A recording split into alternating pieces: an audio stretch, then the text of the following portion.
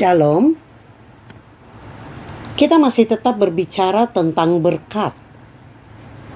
Beberapa waktu lalu kita sudah membahas tentang pewaris berkat. Kali ini kita akan membahas tentang rahasia berkat. Saudara, sebenarnya apa yang dimaksud dengan rahasia berkat? Ketika kita hidup di dalam berkat Tuhan, yang paling tepat menurut kehendak Tuhan adalah ketika kita mendengarkan setiap perkataan Tuhan. Saudara, mengikut Tuhan memang tidak selalu berbicara tentang masalah berkat saja. Namun, ketika berkat Tuhan tidak tampak, maka mudah sekali orang kecewa, Bayangkan bagaimana rasanya mengalami berkat yang terus-menerus Tuhan berikan kepada kita. Berkat yang langgeng, sehingga semua bidang kehidupan kita berkembang pesat dan kita sejahtera. Rahasianya cuma satu, saudara. Dengar suara Tuhan. Ada di hadirat Tuhan setiap saat, Kita tentunya ada komunikasi dengan Tuhan, melalui doa, melalui ucapan syukur, kita ada di hadapan hadirat Tuhan, Maka dengan membaca firman Tuhan, merenungkan firman Tuhan, hadirat Tuhan itu ada di sekitar kita karena kita terkonek atau kita tersambung dengan Bapa di surga. Hidup kita selalu ada di hadirat Tuhan. Ya, saudara. Jadi rahasia daripada berkat-berkat ilahi atau rahasia berkat-berkat Allah adalah ketika kita mendengarkan setiap perkataannya. Ya, saudara, perkataan melalui firman Tuhan, kita ikuti, kita kerjakan, kita lakukan, saudara. Kita jadi pelaku firman itu paling penting. Kita bukan mendengarkan firman saja, tapi kita harus jadi pelaku. Supaya firman itu dilakukan di dalam diri kita. Ketika kita melakukan apa yang diperintahkan Tuhan, disitulah berkat Tuhan tercurah bagi kita. Kita perhatikan peristiwa yang dialami oleh calon-calon murid Tuhan Yesus di tepi Danau Galilea. Ini ayatnya Lukas 5 ayat 2 sampai dengan ayatnya yang ke-6. Demikianlah firman Tuhan. Ia melihat dua perahu di tepi pantai. Nelayan-nelayannya telah turun dan sedang membasuh jalannya. Ia naik ke dalam salah satu perahu itu, yaitu perahu Simon, dan menyuruh dia mendorong perahunya sedikit jauh dari pantai. Lalu ia duduk dan mengajar orang banyak dari atas perahu. Setelah selesai berbicara, ia berkata kepada Simon, "Bertolaklah ke tempat yang dalam dan tebarkanlah jalamu untuk menangkap ikan." Simon menjawab, "Guru, telah sepanjang malam kami bekerja keras dan kami tidak menangkap apa-apa. Tetapi karena perkataanmu itu, aku akan menebarkan jala juga." Setelah mereka melakukannya, mereka menangkap sejumlah besar ikan, sehingga jala mereka mulai koyak. Lalu mereka memberi isyarat kepada teman-temannya di perahu yang lain supaya mereka datang membantunya. Mereka pun datang lalu bersama-sama mengisi kedua perahu itu dengan ikan hingga hampir tenggelam. Saudara, kita lihat ketika mereka mau taat, ketika mereka mau dengar apa yang Tuhan Yesus katakan, maka terjadi. Mereka memperoleh berkat. Ya, saudara, Para nelayan ini usahanya terbatas, hanya menangkap ikan saja di Danau Tiberias, saudara. Tapi ketika Tuhan Yesus datang ke danau itu, meminjam perahu Simon Petrus, rupanya sudah bekerja keras semalaman tapi tidak menangkap satu pun ikan. Tetapi Yesus meminjam perahunya untuk berkhotbah.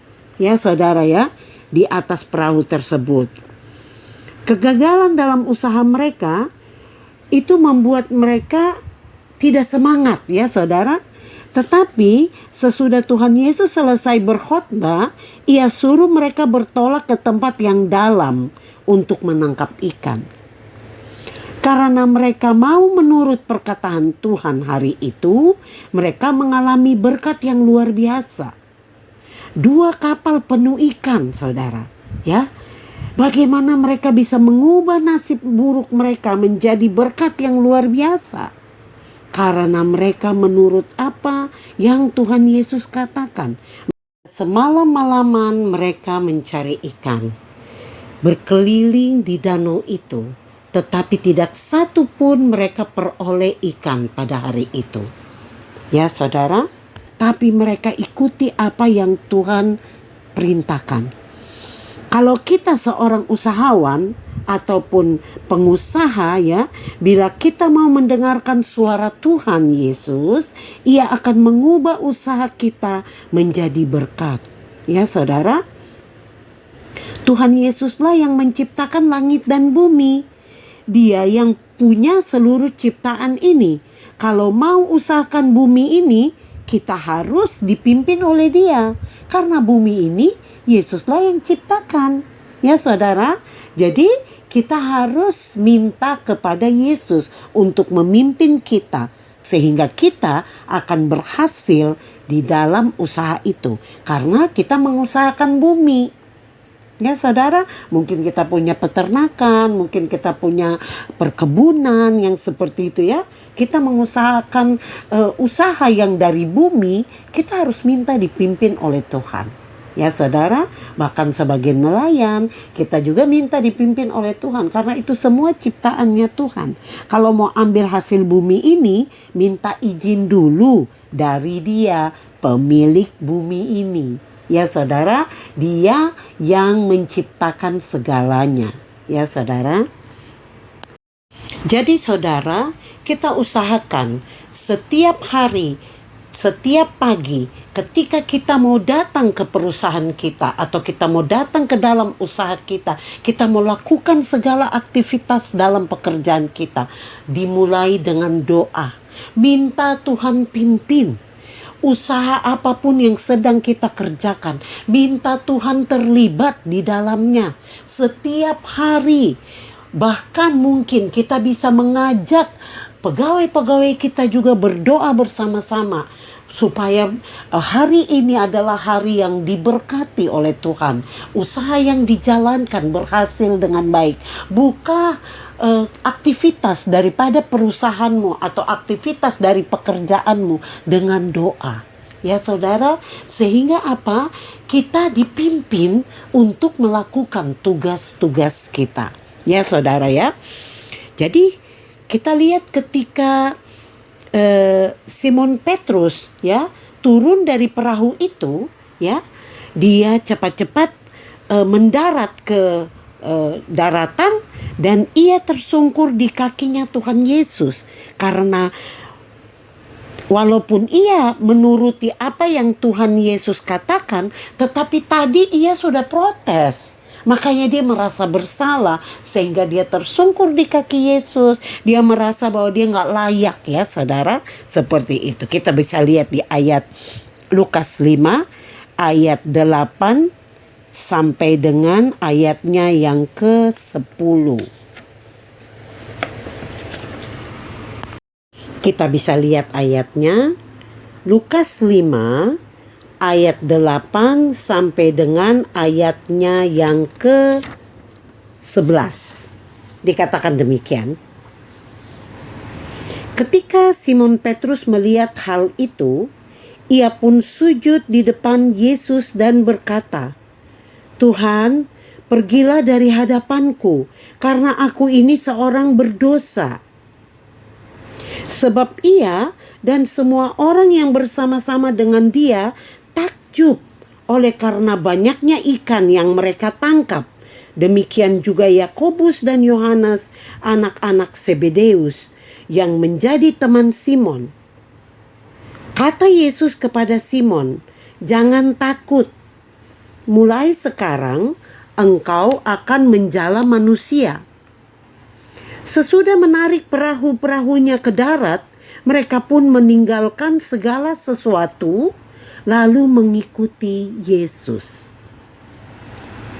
Saudara, ketika Tuhan Yesus memanggil mereka untuk mengikuti Dia, mereka serta-merta melepaskan atau rela meninggalkan berkat yang sudah mereka peroleh.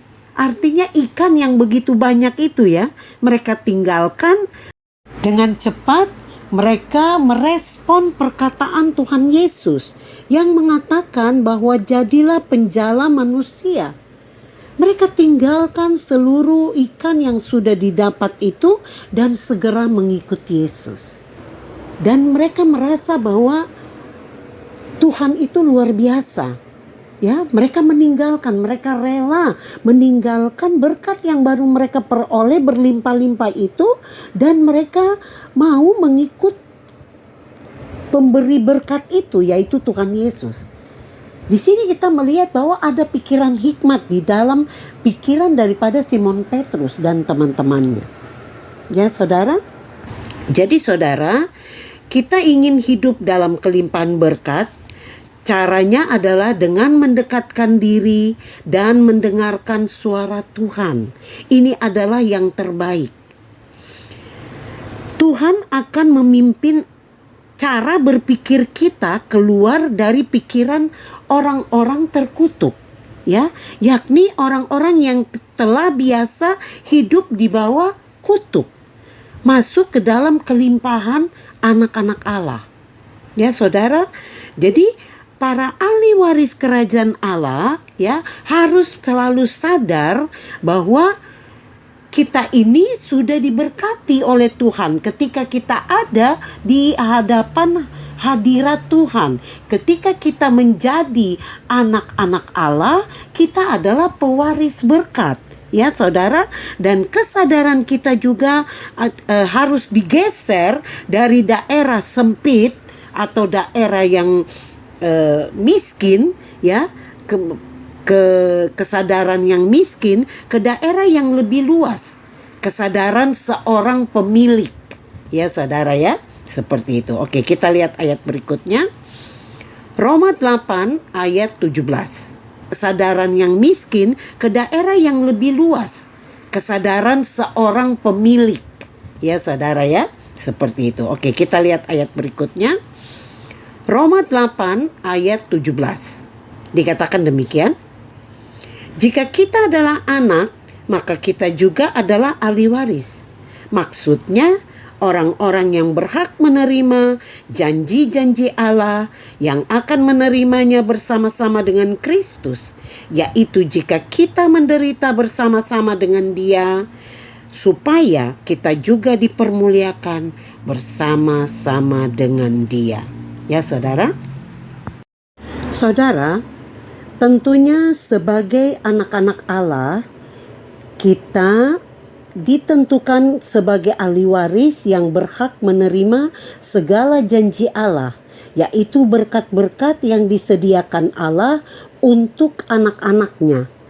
Dan sebagai anggota keluarga kerajaan surga, kita berhak menerima semua berkat yang dijanjikan sebagai keluarga kerajaan surga, dan kita memilikinya bersama-sama dengan Kristus, yaitu dibuktikan dengan ketika kita juga menderita bersama dengan Dia dan kita mengambil bagian dalam kemuliaannya.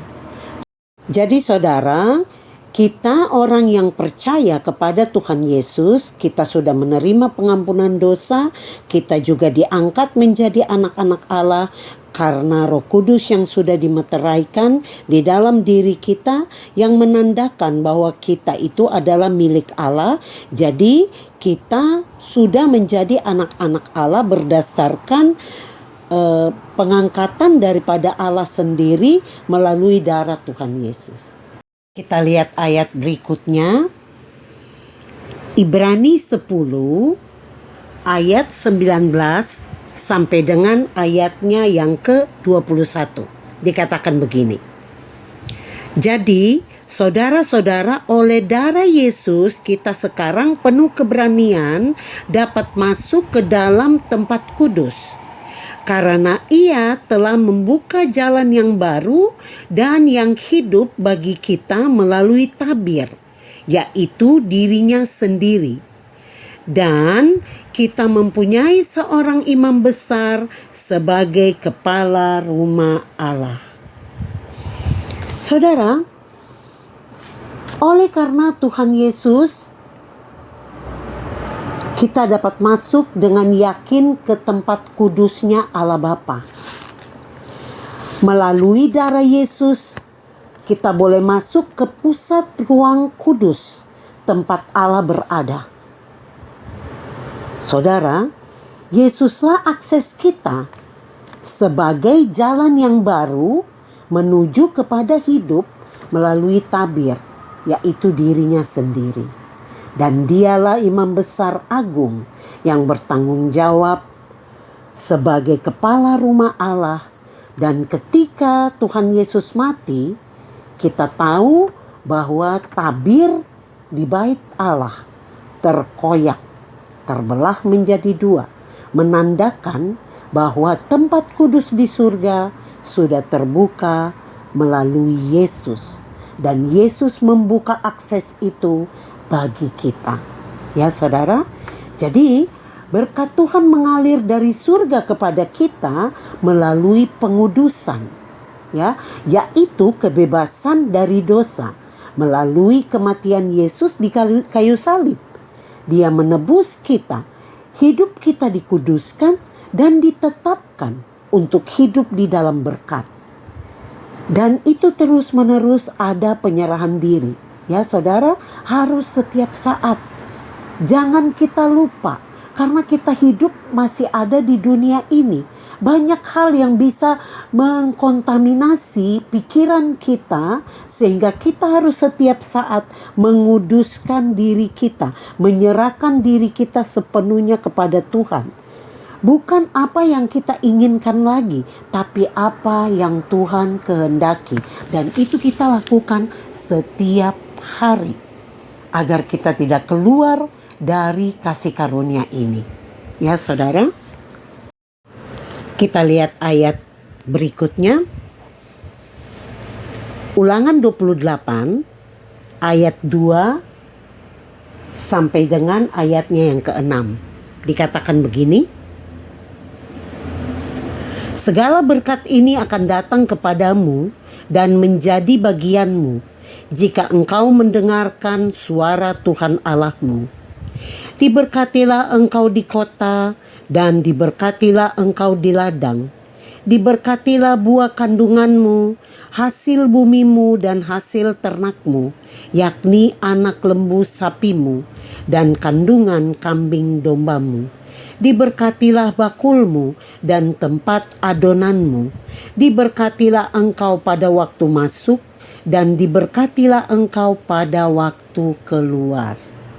Ya saudara, jadi ketaatan mendengarkan suara Allah mendatangkan berkat.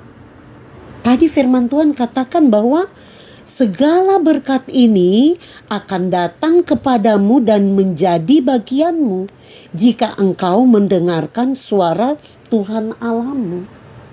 Jadi kalau kita berdoa meminta berkat kepada Tuhan, kita berdoa untuk memohon akan kasih karunia Tuhan untuk bisa memperoleh berkat. Bagaimana kita dapat memperolehnya kalau kita tidak mendengar suaranya?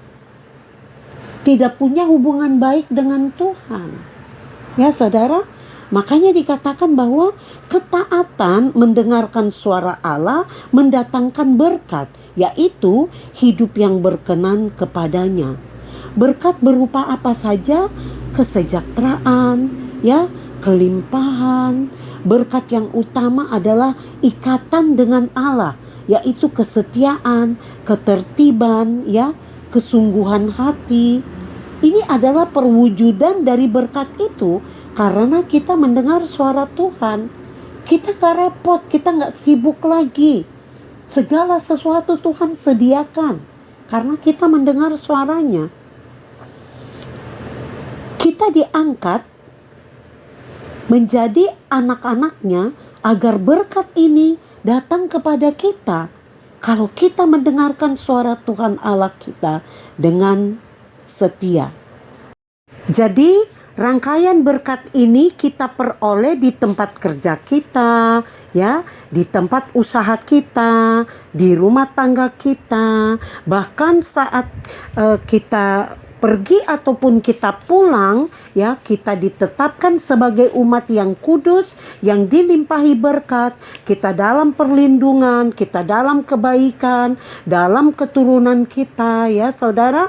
Hasil ternak kita, hasil bumi kita, semuanya diberikan dengan berlimpah, selalu diberkati oleh Tuhan, sehingga kita selalu hidup di dalam kecukupan, ya, ketika kita mendengarkan suara Tuhan Allah kita. Ya saudara, kita bisa lihat ayat berikutnya. Kejadian 32 ayat 24 sampai dengan ayatnya yang ke-29. Dikatakan begini. Lalu tinggallah Yakub seorang diri, dan seorang laki-laki bergulat dengan dia sampai fajar menyingsing. Ketika orang itu melihat bahwa ia tidak dapat mengalahkannya, ia memukul sendi pangkal paha Yakub, sehingga sendi pangkal paha itu terpelecok. Ketika ia bergulat dengan orang itu, lalu kata orang itu, "Biarkanlah aku pergi, karena fajar telah menyingsing."